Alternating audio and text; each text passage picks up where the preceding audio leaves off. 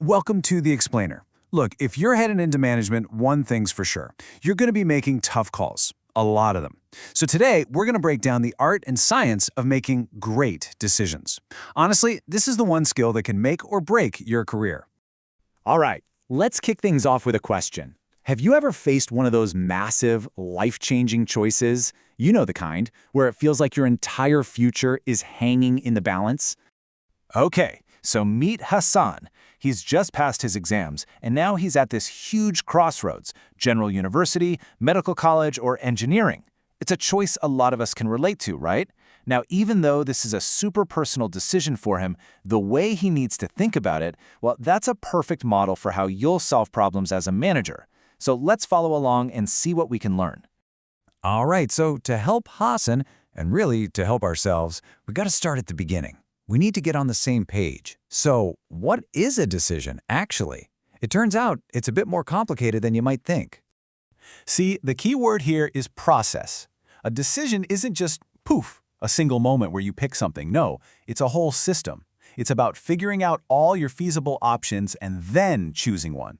And trust me, getting this process right, that is the absolute foundation of good management. And this brings up a really important distinction. People mix these up all the time: decision-making versus choice-making.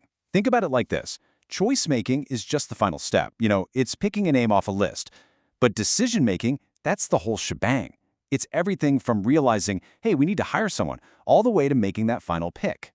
In fact, it all fits into this bigger problem-solving framework. This is basically the manager's playbook. You see these 6 steps? They take you from that first moment you realize there's a problem all the way to putting a solution in place and, crucially, checking to make sure it's actually doing what it's supposed to. Okay, so now you're probably thinking, got it. The goal is to be perfectly logical, right? Like a computer. But here's the thing. The real world, it's messy. It doesn't quite work like that. I mean, in a perfect world, sure. We'd all be perfectly rational decision makers. We'd have complete knowledge of every alternative, understand all the consequences, be totally logical, and always pick the absolute best option. Sounds nice, doesn't it? But let's get real for a second. Is that how you make decisions? Is that how you picked what you were going to wear today? Or even something bigger, like where to go to school? Yeah, probably not. And hey, you're in good company. A Nobel laureate named Herbert A. Simon looked at this and basically said, yeah, that's not how people work. He came up with a much more realistic idea, something he called bounded rationality. And this concept just hits the nail on the head. It acknowledges the real-world limits we all have. I mean, think about it. Number 1, the future is always uncertain. We don't have a crystal ball. Number 2, our minds can only process so much information at once. And 3, there's no way we can possibly identify every single alternative out there. It's just not possible. So what do? Well, instead of trying to find the one single perfect option, which is called optimizing, effective managers do something called satisficing. It's a great word, right? A mashup of satisfy and suffice. It means you choose a course of action that's satisfactory or simply good enough for the situation. It works. For someone like Hassan, this is huge. It means not getting stuck trying to find the one perfect career path, but instead choosing one that's good enough to get started on. Okay, so if good enough is our goal, how do we actually go about it? Well, the first thing you have to do is figure out what kind of problem you're even looking at, because it turns out decisions pretty much come in 2 main flavors.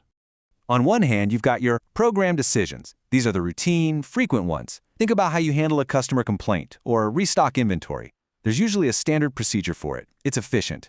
Then, on the other hand, you have non-program decisions. These are the big, unique, one-shot deals. They're for totally new or unexpected problems, and they demand real judgment and creativity. Think about a company deciding to launch a brand new product line in a market they've never been in before. There's no rule book for that. All right, last big piece of the puzzle here. We have to talk about the conditions you're operating in, because let's face it, how much you know or don't know, well, that changes absolutely everything. Basically, you're always in one of 3 states. First, there's certainty. This is rare. It's when you know the outcome for sure. Then you have uncertainty. This is when you're totally in the dark, you have no clue what the probabilities of different outcomes are. And then there's the big one, risk. This is the middle ground, and it's where most decisions happen. It's when you don't know the exact outcome, but you can estimate the probabilities. And listen, this is so important for you guys. Most of the time, as a manager, this is where you're going to live, making decisions under conditions of risk. Your whole job is basically weighing the odds and playing the probabilities as best you can. So, how do you do that without just, flipping a coin? You use tools. And one of the most useful tools out there is calculating something called the expected value. It's a really neat way to figure out which bet is most likely to pay off. Let's look at an example. So this company is looking at 4 different contracts they could bid on. For each one, they've got the potential profit, and they've estimated their chances of actually winning the contract. All they have to do is multiply the profit by the probability of success, and that gives them the expected value for each proposal. And what do you see? Proposal 4 has the biggest potential payout, right? $400,000. But the probability is really low. When you do the math, it's actually Proposal 3 with an expected value of 120,000 taka that comes out on top. It's not the biggest prize, but it's the smartest bet given the odds. Okay, so let's wrap this up.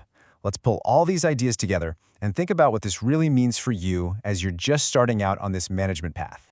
Here are the key takeaways I really want you to remember. First, decision-making is a process, not just a one-off choice. Second, forget about being perfect. Aim for a good enough solution. Remember, satisficing. Third, figure out if your decision is programmed or non-programmed so you can use the right approach. And finally, when you're dealing with risk, which you will be, use tools like expected value to help you navigate through the fog. So I'll leave you with a question to think about. What's one satisficing decision you've made just this week? It could be anything. What to study, what to eat, which project to tackle first. Where did you choose a good enough option instead of getting paralyzed searching for the perfect one? Really think about it, because once you start seeing that in your own life, you're already starting to think like a manager.